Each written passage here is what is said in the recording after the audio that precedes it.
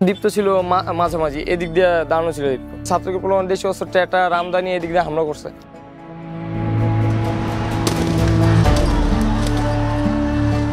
এটা ঝালাই দেওয়া, এদিক দিয়ে একবার এইটুকু পুরো ভাঙ্গা পুড়ে গেছে।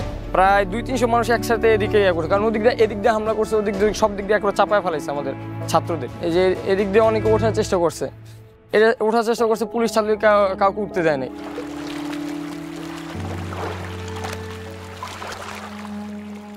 18 জুলাই সকাল 9:30 বাসার থেকে মানে কলেজে গেছিল।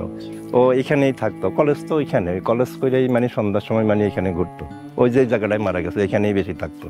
এই নির্মমতা তো বলার মতো না, মানে অনেক ছেলেরাই মানে উঠে গেছে, উঠছিল ওইখান দিয়ে, মানে ওই জায়গাটা দিয়ে উঠছিল, পুলিশে বাড়ি দিয়া বা ছাত্রলীগের বাড়ি দিয়ে নামাইছে। আমি এমনই আমার কিন্তু মাঝে আমি বুঝতেই পারলাম না, ও তো বিপদে বসে।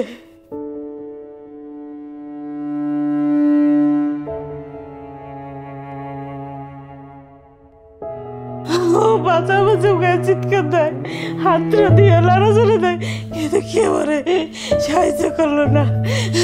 এই তো সবই ভুলে গেল এখন।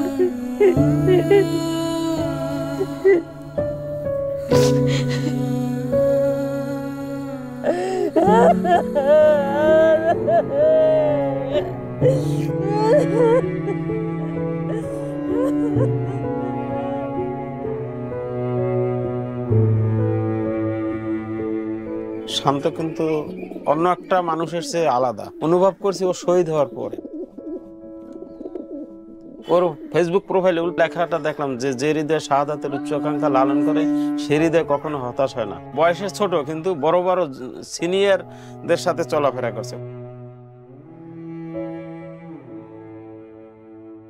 শান্তমণি খুব মেধাবী, ও অ্যাকাউন্টের স্টুডেন্ট, ওকে পাসপোর্ট রেডি করতে বলছিল। ও স্টুডেন্ট বিষয়ে বাইরে যাবে, সুশিক্ষায় শিক্ষিত হয়ে ভালো একটা অ্যাওয়ার্ড নিয়ে আসবে, সেরা মা হব আমার আকাঙ্ক্ষা ছিল।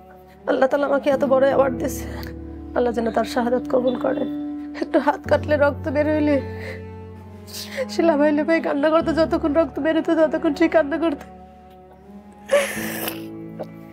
আমার সে ছেলে কি রক্তাক্ত হয়ে গেলে। আমার খুব আদরের সন্তান ছিল শান্তমণি। সব আত্মীয়স্বজন বলতে ছেলেকে আর কয়েকদিন পর বিয়ে করবে, এখনো শান্তমণি বলে ডাকে। আমি কাকে শান্তমণি ডাকবো এখন?